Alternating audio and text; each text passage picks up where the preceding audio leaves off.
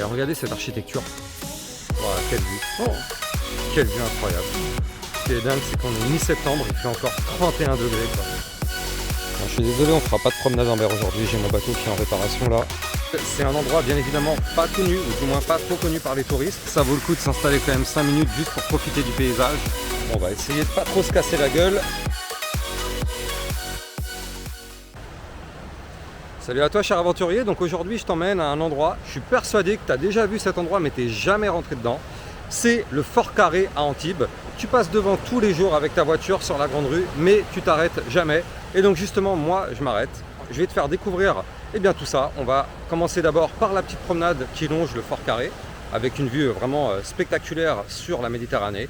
Et puis après bien évidemment on va aller voir ce Fort Carré de plus près. Donc ça va faire encore une belle petite promenade. C'est un endroit bien évidemment pas connu, ou du moins pas trop connu par les touristes.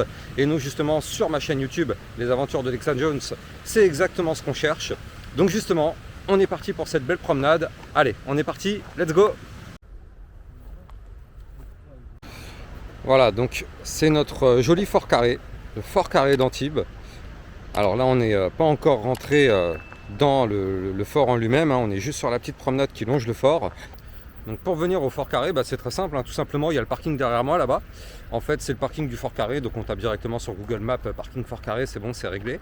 Et puis après en fait il faut tout simplement suivre le stade de foot et on arrive directement sur cet endroit un petit peu sauvage qui longe le bord de mer.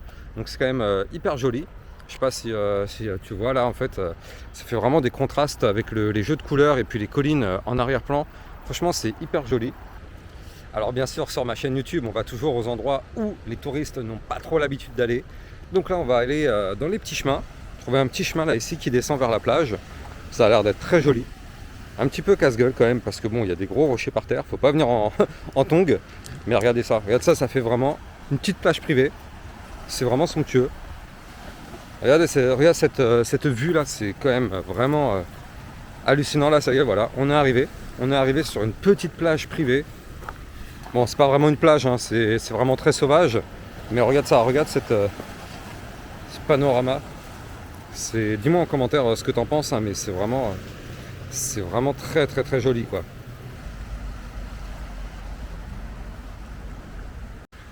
Alors si jamais tu as l'occasion de venir quand c'est l'été, c'est encore peut-être plus sympa parce qu'en fait en arrière-plan là-bas tout au fond, comme tu peux le voir, il y a les grandes montagnes, donc en fait c'est le début des Alpes, on appelle ça les préalpes. Et en fait quand c'est l'hiver, elles sont enneigées, donc ça fait vraiment des couleurs de dingue avec le bleu de la Méditerranée, le vert des arbres, les rochers, et puis les montagnes enneigées. Ça vaut clairement le coup, donc si tu as l'occasion de le faire en hiver, c'est peut-être encore mieux. Alors si tu aimes la nature, je t'invite à t'arrêter quelques minutes à l'entrée en fait du parc du Fort Carré. Il y a des petits panneaux comme celui-ci qui t'expliquent effectivement tout ce qu'il y a au niveau de la faune et la flore. Donc je te laisserai aller regarder tout ça le jour où tu iras et tu me diras en commentaire ce que tu en penses. Donc là je suis en train de marcher en haut des remparts. Et en fait on n'est plus au même niveau que là où on était un peu plus bas, donc sur le sentier du littoral. En fait là on est monté un tout petit peu. On n'est toujours pas au niveau du château, mais on est déjà à l'intérieur du parc du château. Regarde ça, ce paysage est somptueux. Donc là je suis pas encore au niveau du château, mais je suis déjà rentré dans le parc du château. Donc là on est en train de suivre un petit chemin qui longe en fait les remparts. Là je sais pas si tu vois tout autour de moi en fait il y a le rempart qui longe la mer et qui entoure tout le château.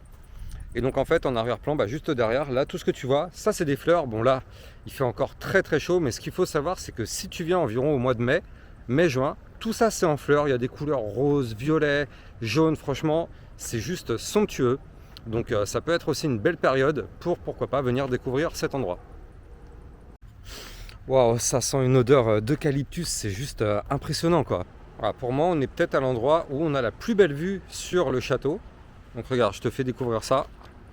C'est l'endroit où là tu le vois dans sa plus grande partie si tu veux, parce qu'en fait c'est compliqué vu qu'il est entouré par une forêt tout autour.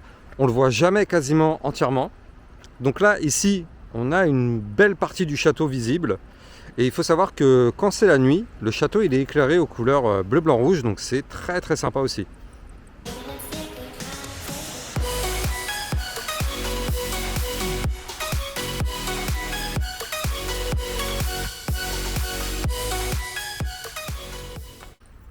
Alors pour la petite histoire, ce fort carré donc à Antibes, c'est une forteresse militaire construite au XVIe siècle et en fait elle a été conçue pour protéger à la base la ville d'Antibes et ses environs contre les invasions. Son architecture en forme d'étoile, donc là bon bah nous c'est un petit peu compliqué de le voir parce que ça on peut le voir que du ciel, mais en fait son architecture elle est en forme d'étoile et c'est un exemple remarquable d'ingénierie militaire de l'époque. Ça offre également une vue panoramique spectaculaire, comme tu peux le voir, comme ceci, sur la mer et la côte d'Azur. Voilà pour la petite histoire. Donc sur la chaîne YouTube des aventures de Lexa Jones, on découvre des paysages magnifiques et en plus de ça, on apprend de l'histoire.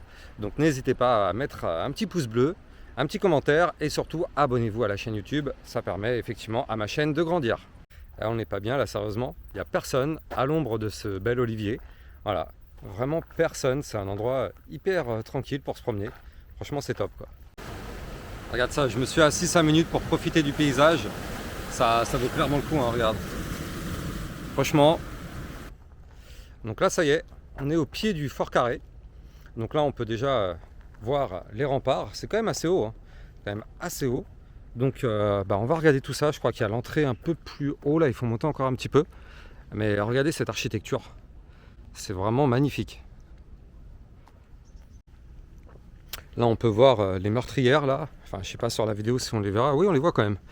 On voit les meurtrières. Il devait y avoir des cachots et tout. Ça va être vraiment sympa à voir. Voilà donc là ça y est on est à l'entrée. Donc on voit effectivement les horaires. Mince. Bon bah du coup moi je viens de rater effectivement l'heure. C'est dommage.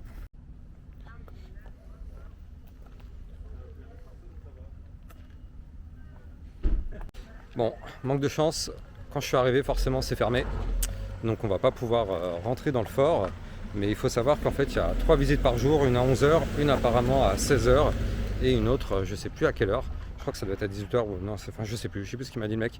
Donc bon bah voilà, en tout cas il faut bien regarder les horaires effectivement, sinon c'est voilà, sinon on peut pas rentrer malheureusement.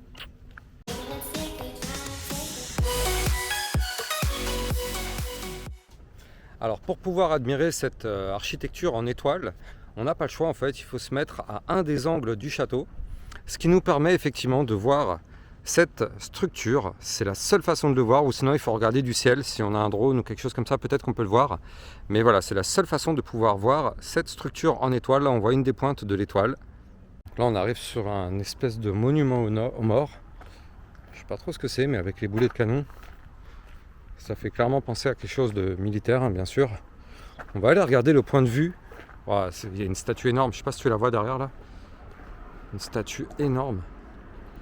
On la verra mieux d'en bas cette statue. Oh, quelle vue. Oh, quelle vue incroyable.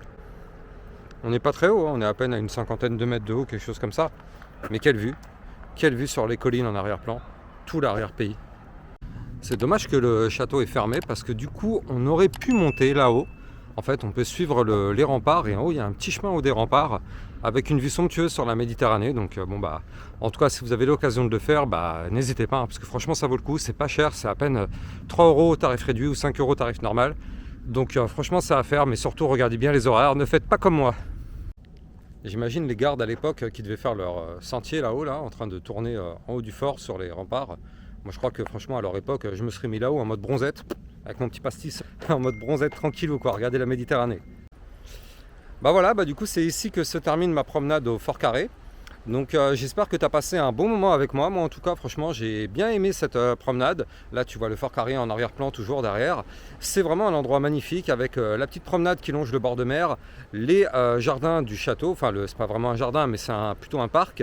Il y a vraiment une vue très très très jolie. Et puis surtout même si j'ai pas pu rentrer dans le château, ça a permis de voir d'un point de vue extérieur l'architecture en étoile. Ça a permis de voir vraiment ce monument vraiment imposant.